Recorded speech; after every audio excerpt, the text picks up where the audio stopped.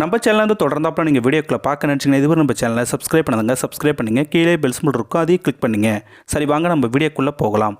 வணக்கம் நண்பர்களே. உதவி கேட்டு காவல் நிலையத்திற்கு வந்த நாய். இதை பார்த்த காவல் அதிகாரிகள் அனைவருமே ஒரு நிமிஷம் அதிர்ச்சியில் சில போல் நின்று போயிட்டாங்களாம். இந்த நாய்க்கு இவ்வளோ பாசம் மிகுந்த ஒரு ஜீவனாக இருக்குன்னு அந்த காவல் நிலையத்தில் இருந்த சக அதிகாரிகளும் ஒரு நிமிஷம் கண்கலங்கியும் போயிட்டாங்களாம். இப்போ பொதுவாகவே வீட்டில் விலங்கினங்கள் வளர்த்துக்கிட்டு தான் இருக்கும் இல்லையா? அதுலேயும் ஒவ்வொரு வீட்லேயும் ஆடு, மாடு, கோழி, பூனை, நாய்கள் இது போன்ற விலங்குகளை வளர்த்து வந்துக்கிட்டு தான் இருக்கும் இல்லையா? ஒவ்வொரு விலங்குகளும் ஒவ்வொரு விதம்னு கூட சொல்லலாம் இல்லையா? ஏன்னா அந்த அளவுக்கு விலங்குகளுக்கு ஒவ்வொரு குணாதிசயங்களும் இருக்குது.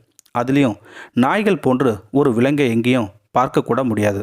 ஏன்னா தன்னுடைய எஜமானிக்கு தன்னுடைய உயிரை கூட துச்சமாக கொடுத்துடும். அது மட்டும் இல்லைங்க, நன்றி உணர்வுக்கு மிகப்பெரிய சான்றுன்னு கூட சொல்லலாம். அந்த அளவுக்கு இந்த நாய்கள் நன்றியுள்ள பிராணிகளாக இருக்கும். என்னடா இங்கே நாய்களை பற்றியே பேசிக்கிட்டே இருக்கோம், இந்த நாய் என்ன பண்ணிச்சு, இது எங்கே நடந்தது அப்படிங்கிறத நீங்கள் கேட்கவும் செய்வீங்க. அதுக்கு முன்னாடி நம்மளுடைய சேனலுக்கு லைக் போடுறதை மட்டும் மறந்துடாதீங்க. அப்போ தான் நாம் போடுற வீடியோ அனைத்துமே நோட்டிஃபிகேஷனாக வரும். சரி, வாங்க நம்ம வீடியோக்குள்ளே போகலாம். இது முழுக்க முழுக்க இங்கிலாந்தில் நடந்த உண்மை சம்பவம். இங்கிலாந்தில் 20 வயது சிறுவன், அவர் பேர் ஜூனோ. அவருக்கு நாய்கள் பிரியரும் கூட சொல்லலாம். அந்த அளவுக்கு நாய்கள் மீது ஒருவித அட்ராக்ஷன் கொண்டவர் ஜூனோ. அவர் வீட்டில் ஒரு நாய் வளர்த்துக்கிட்டு வந்தார். அந்த நாய் பேர் ரோசி. அது பார்டர் கோழி வகையில் சார்ந்த நாயின்னு கூட சொல்லலாம். ஏன்னா அந்த அளவுக்கு அந்த நாய் இருக்கும். அந்த நாய் பாசம் மிகுந்த நாயின்னு கூட சொல்லலாம். ஏன்னா ஜூனோ விட்டு ஒரு நிமிஷம் கூட பிரியவே பிரியாதான். அந்த அளவுக்கு அந்த நாய் பாசமுள்ள நாய். எப்பயுமே ஜூனோ எங்கே போனாலும் ரோசியை கூட அழைச்சிக்கிட்டு போகாமல் இருக்கவே மாட்டார். அந்த அளவுக்கு ஜூனோவும் அப்படி தான் இருப்பார்.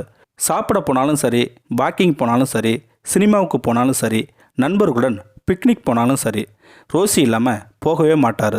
அந்த அளவுக்கு கூட பிறந்த சகோதரனாக இருப்பாங்க 2 பேருமே. ஒரு நாள் ஜூனோ டிபார்ட்மெண்ட் ஸ்டோருக்கு பொருட்கள் வாங்குவதாக சாலையில் நடந்து போய்கிட்டு இருக்காரு. பின்னாடியே இந்த ரோசி நடந்து போகுது. அந்த வழியில் சாலையில் நாய்கள் விளையாடுவதை பார்க்குது அந்த ரோசி. அப்போது நாமும் அந்த நாய்கள் கூட விளையாடலாம்னு இந்த ரோசியும் போகுது. இதை கவனிக்காமல் ஜூனோவும் போயிட்டாரு.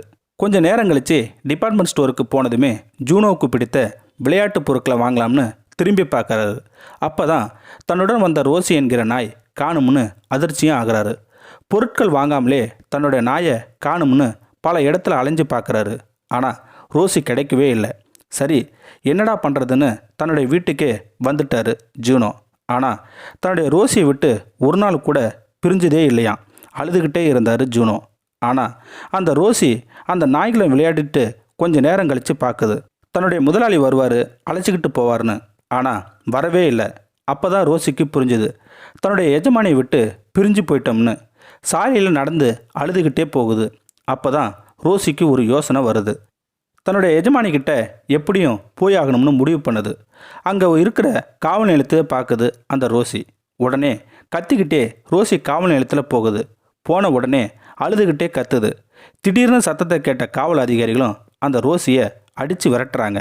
உடனே திரும்பவும் அந்த காவல் நிலைய அதிகாரிகளை அனைவருமே உரைச்சிக்கிட்டே அழுதுகிட்டே நிற்கிது இந்த ரோசி. உடனே அந்த காவல் நிலையத்தில் இருந்த அனைத்து காவல் அதிகாரிகளும் ஒரு நிமிஷம், ஏன் இந்த நாய் கத்துது, அது மட்டும் இல்லாமல் அழுகுது, என்ன காரணமாக இருக்கும் அப்படின்னு யோசிக்கவும் ஆரம்பிச்சிட்டாங்க.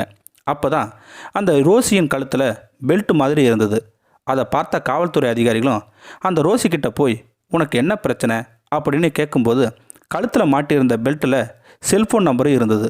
உடனே அந்த நம்பருக்கு ஃபோன் பண்ணி பேசுகிறாங்க அந்த காவல்துறை அதிகாரிகள். ஜூனோவுக்கு அதிர்ச்சியாக ஆயிட்டார். என்ன சார், ஏதாவது ப்ராப்ளமா, எப்படி உங்ககிட்ட என் நம்பர் கிடைச்சிதுன்னு கேட்கவும் செய்கிறாரு அந்த ஜூனோ. எங்கள் காவல் நிலையத்தில் ஒரு நாய் இருக்குது. அந்த நாய் அழுதுகிட்டே எங்கள் காவல் நிலையத்தில் விட்டு போகவே மாட்டேங்குது அப்படின்னு சொல்கிறாரு அந்த காவல்துறை அதிகாரி. உடனே ஜூனோ, சார் அது என்னுடைய நாய் தான், 2-3 மணி நேரமாக காணோம், அந்த கவலையில் தான் இருந்தேன், உடனே நான் வரேன் சார்ன்னு சொல்லிட்டு போகிறாரு ஜூனோ. காவல் நிலையத்துக்கு போனதுமே ஜூனோ ரோசியின் குரலை கேட்டதுமே காவல் நிலையத்தில் படுத்திருந்த ரோசி அழுதுகிட்டே ஓடி வந்து ஜூனோ மேலே விழுந்து முத்தம் கொடுக்குது. அங்கே இருந்த காவல் அதிகாரிகளும் இதை வியந்து பார்க்குறாங்க. ஒரு மனிதனுக்கிட்ட கூட இந்த மாதிரி அன்பு இருக்கவே இருக்காது. ஒரு நாய்க்கிட்ட இருக்கேன்னு எல்லோருமே ஆனந்த கண்ணீரே விட்டாங்க. அது மட்டும் இல்லாமல் அந்த நாய்க்கு இவ்வளோ நன்றியுள்ள ஜீவனாக இருக்குன்னு வாழ்த்துக்களும் சொன்னாங்க. நீங்களும் வாழ்த்துக்கள் சொல்லணும்னு நீங்கள் நினச்சிங்கன்னா கீழே இருக்கிற கமெண்ட் செக்ஷன்லாம் சொல்லுங்கள். அது மட்டும் இல்லாமல் நம்மளுடைய சேனலை சப்ஸ்கிரைப் பண்ணாதங்க, சப்ஸ்கிரைப் பண்ணுங்கள். கீழே பெல் சிம்பல் இருக்கும், அதையும் கிளிக் பண்ணுங்கள். தேங்க்யூ ஃபார் வாட்சிங்.